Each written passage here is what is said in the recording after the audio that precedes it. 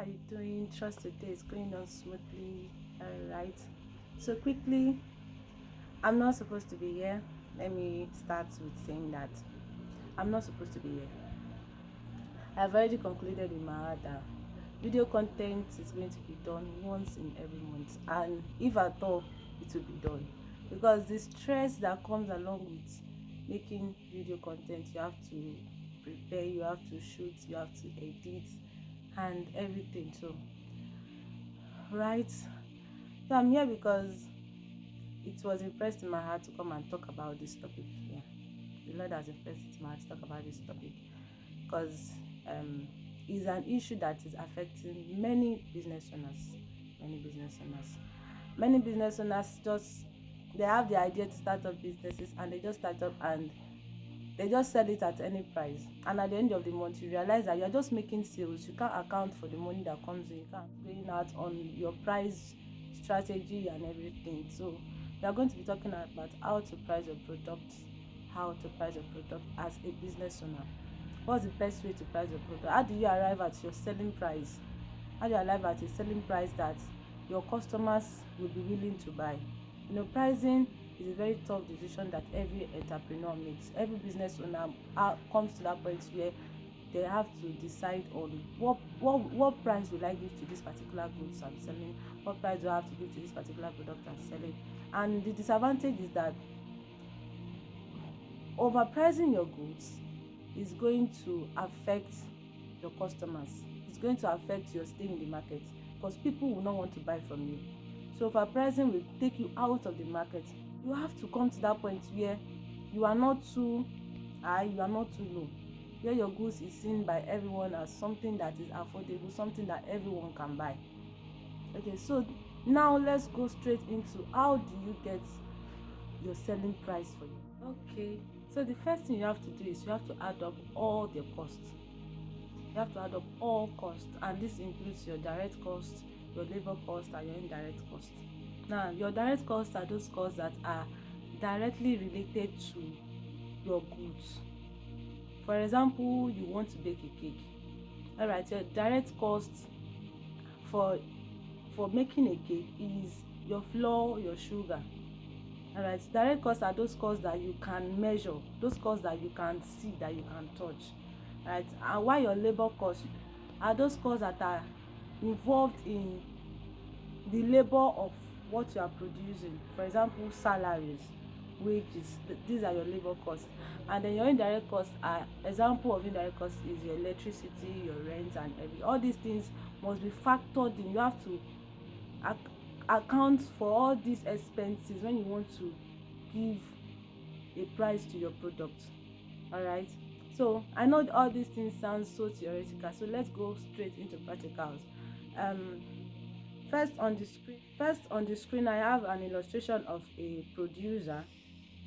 How do you determine the selling as a producer? How do you determine the selling price for your product?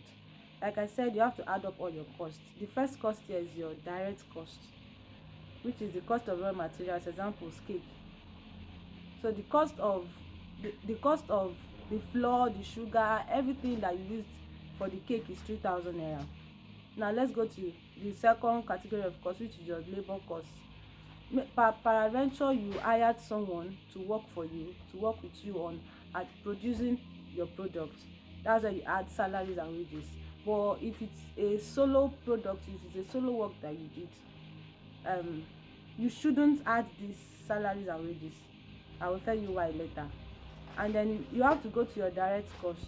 In producing your cake, did you use electricity? Did you use lights to work in any area of the cake? Then you should add the price there. How I was able to get this particular amount is that I divided the total amount of my rent in a month divided by the number of days.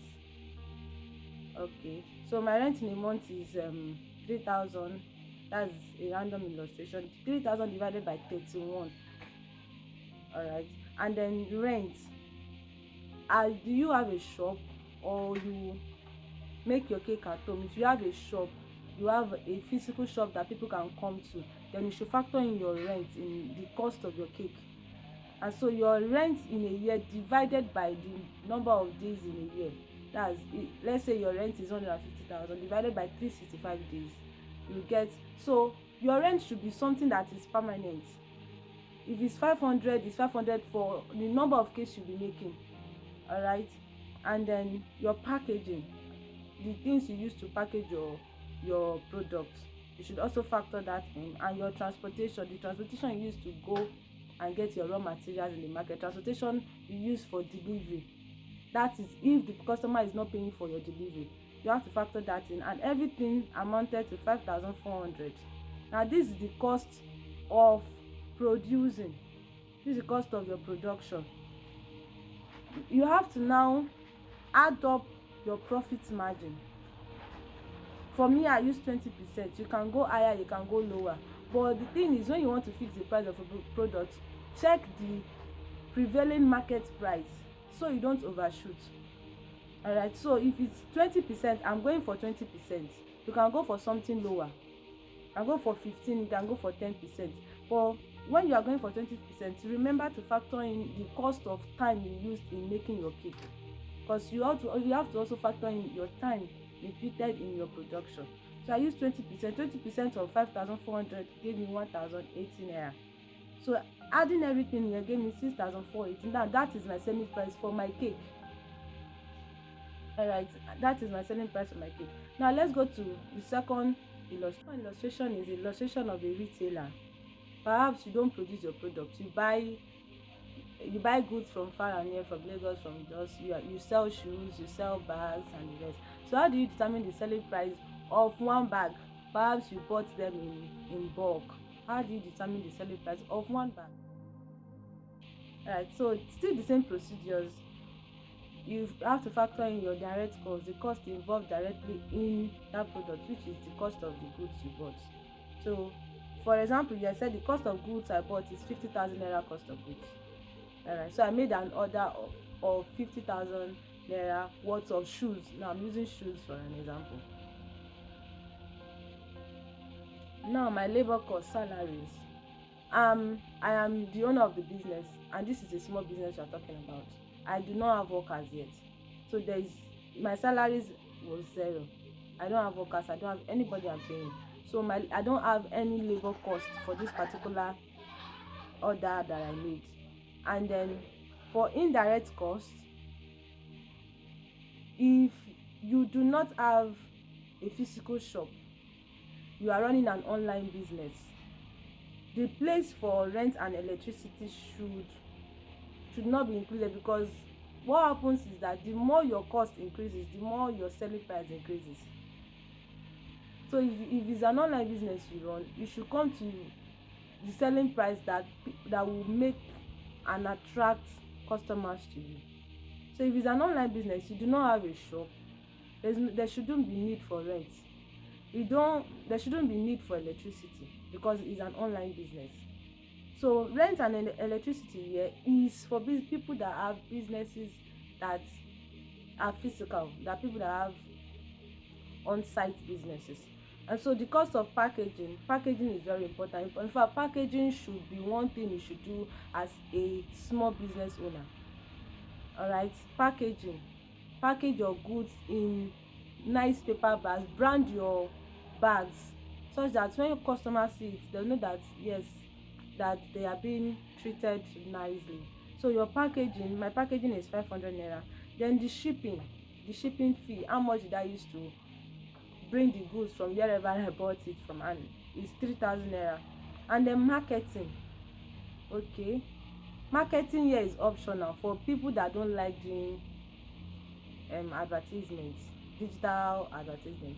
But for people that do digital advertisement, you have to factor in the cost you use to advertise your product into your goods. So the cost I used to market my product is 2,000 naira. When I added everything, it's 56,200. Now this is the cost of all the goods. 56,200.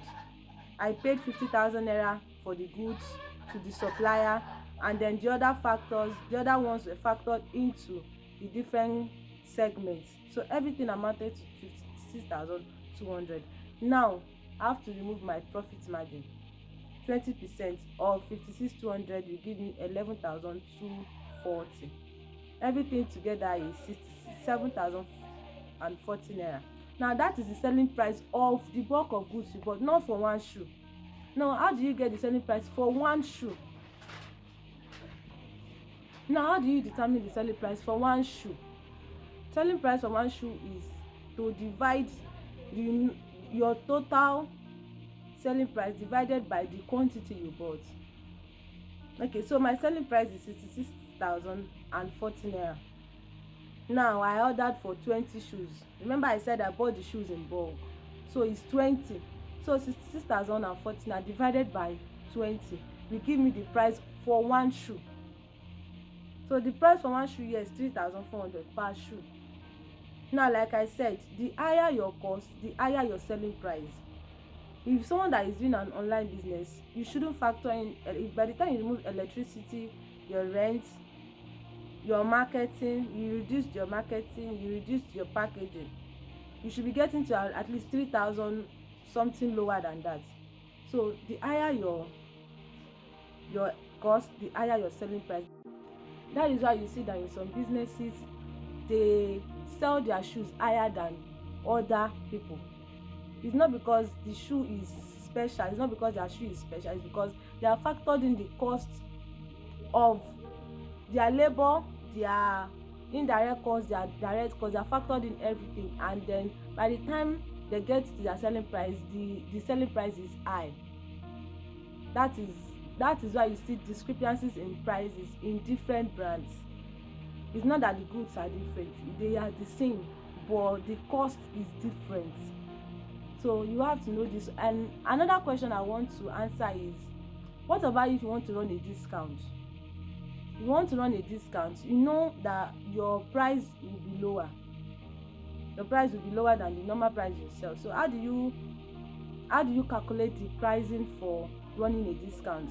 The simple thing to do is to reduce your profit margin. Reduce your profit margin lower than 10, maybe 5% profit margin, 8% profit margin. By the time you reduce your profit margin to 8 or 5%, your prices are going to come low. So instead of making huge profit, you are going to be making slim profits. Alright, but the wise thing people do is that they factor in those prices into another part of their business. So by the time they are getting lower returns here, in the other part of their business they are getting higher returns. So that is how you fix pricing for your discounts and pricing for your normal goods. So I believe this, I've been able to answer every doubt, every question you have.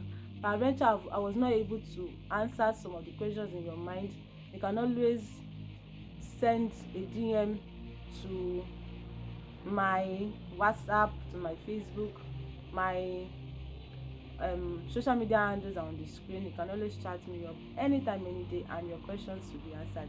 Alright, so have a good day. Thank you for listening, and bye.